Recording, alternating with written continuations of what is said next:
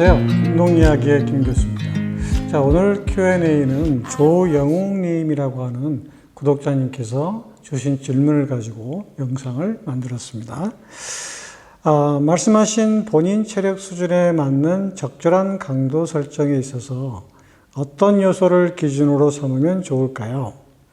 예를 들어 유산소 운동 시에는 최대 심박수를 기준으로 목표 심박수를 설정해서 운동을 진행하게 되는데 몇 퍼센트 정도가 적정한 수준인지 궁금합니다. 추가로 근력 운동 시에는 어떻게 적용하면 좋을지 답변 주시면 감사하겠습니다. 라고 질문을 주셨습니다. 운동 강도, 즉 체력 수준에 맞는 적정 운동 강도를 궁금해 하셨는데 사실은 일반인들이 본인에 맞는 그 체력 수준의 적정 운동 강도를 찾는다는 것이 그리 쉬운 일은 아니죠. 그래서 보통 시 단위까지 가시게 되면 국가에서 만들어 놓은 체력 인증센터라는 곳이 있는데 그곳에 가시면 무료로 체력 측정을 받으실 수가 있습니다. 예를 들면 본인이 신체 체력 가운데서 어떤 요소가 좋은지 또는 부족한지를 무료로 측정을 해준다 그런 뜻이고요. 아마 경우에 따라서는 운동 강도를 적정 운동 강도를 설정해주는 운동 부하 검사도 실시를 하고 있으니까 기회가 되시면 한번 가서 서비스를 받아보시는 것도 좋을 것 같습니다. 하지만 이제 그런 기회가 없으신 분들한테 적정 운동 강도를 그러면 어떤 강도로 설정해야 좋을 것인가? 적정 강도 설정인데요. 자, 아까 말씀하신 것처럼 최대 심박수를 구해가지고 목표 심박수라고 하는 공식을 이용해서 본인의 적정 운동 강도를 보통 설정하는 거, 이런 방법도 가장 많이 사용하는 방법이기도 하죠. 왜냐하면 최대 심박수를 보통 220에서 본인의 나이를 빼가지고 측정을 하는 거니까 가장 간단한 방법이기도 하죠. 자, 그런데 이제 우리나라에서 이 최대 심박수를 적용할 때는 요즘에 좀 문제가 있는 것이 이 나이가 문제가 돼요. 얼마 전에 이제 한국도 만 나이를 가지고 이제 카운트하는 그런 방법이 법으로 제정이 됐지만 그 전에 한국 사람들은 이제 한국 나이라는 것을 가지고 했잖아요. 그러니까 태어나고 1살, 그 다음에 해가 지나면 2살. 그러니까 나이를 가지고 한국 나이를 집어넣으면 좀 불확실하다 이렇게 얘기됐고요. 보통 우리가 이제 적정 운동 강도를 설정할 때 가장 많이 쓰는 것이 최대 심박수라는 게 있고요. 그 다음에 최대 산소 섭취량이라는 것도 있는데 이 최대 산소 섭취량은 어떤 그 측정하는 그 실측 도구가 있어야만이 가능하기 때문에 이건 좀 일반인들이 하기에는 굉장히 불편한 것이 있고요. 그 다음에 뭐 MNIT라든가 여러 가지 방법들이 있어요. 이것도 이제 도구가 필요하기 때문에 좀 측정하기가 좀 어렵습니다. 그래서 일반인들이 가장 많이 쓰는 것이 최대 심박수라는 것하고 그 다음에 RPE라고 하는 것이 있어요. 주관적 운동 강도라고 하는 그 보그 스케일인데, 즉 본인이 운동할 때 편안하다, 또 약간 힘들다, 아주 힘들다 이런 것들을 1에서 10까지, 1에서 19까지 등급을 매겨가지고 이걸 표시하는 게 있어요. 그래서 여기서 12 정도 되면, 운동하는데 뭐 힘들지 않다, 보통이다 이런 뜻인데, 여기다 곱하기 10을 하면 심박수가 분당 120회 정도 뛰는 정도 하게 되면 뭐 힘들지 않게 운동을 할 수 있다. 뭐 이렇게 측정하는 방법들도 있습니다.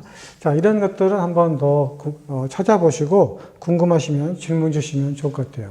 그래서 일반적으로 가장 많이 쓰는 것이 최대 심박수하고 그 다음에 최대 산소 섭취량, 그 다음에 RP 이 세 가지 정도를 가지고 사용하고 있는데요.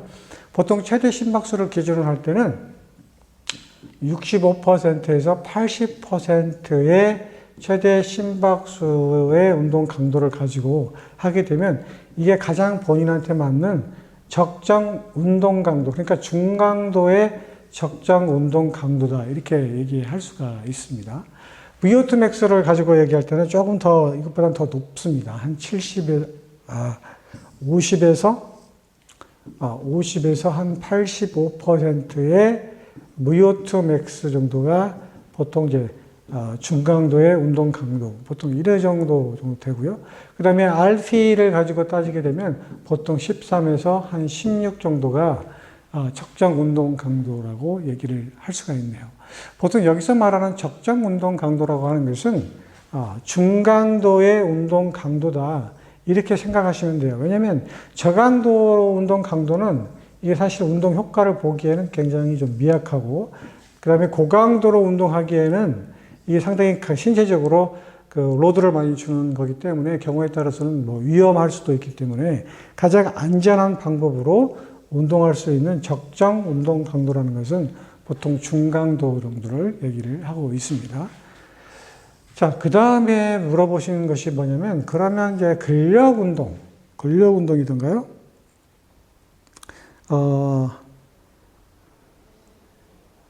무엇을 물어보시냐면, 추가로 근력 운동 시에는 적정 운동 강도를 그럼 어떻게 정할까요? 이렇게 표현한 거거든요. 자, 근력을 가지고 보통 운동 강도를 측정할 때는 RM이라는 단위를 쓰는 거 잘 아시죠? Repetition Maximum. 그러니까 최대 근력, 한 번 최대한 대로 들어올릴 수 있는 근력 힘을 1RM이라고 표현해요. 이걸 최대 근력이라고 하는 건데, 보통 근력과 근지구력으로 보통 이렇게 우리가 구분하거든요.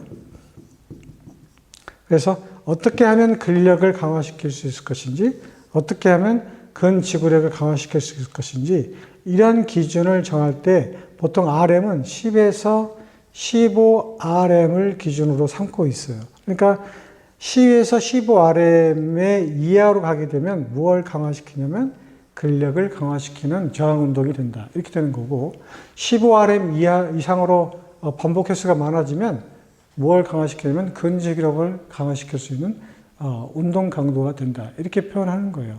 그러면 근력이든지 근지구력이든지 두 가지를 동시에 복합적으로 좀 강화시키고 싶다, 이럴 때는 근력을 하중을 어느 정도 정해야 되냐면 10번에서 15번 정도로 내가 들어올릴 수 있는 무게를 가지고 운동하시면 근력과 근지구력을 동시에 향상시킬 수 있는 적정 운동 강도가 되는 거죠. 그러니까 벤치프레스를 하게 된다면 10번에서 15번 정도 들어올릴 수 있는 무게를 가지고 한다, 그런 의미를 얘기하는 겁니다. 자, 오늘 조영웅님께서 주셨던 그 질문 가운데서 적정 체력 수준에 맞는 운동 강도를 찾는 방법, 그리고 적정 운동 강도는 어떤 정도가 적정 운동 강도인지, 그리고 근력 운동 시에 적정 운동 강도를 어느 정도로 정하는 것이 좋은 건지 질문을 주셨습니다.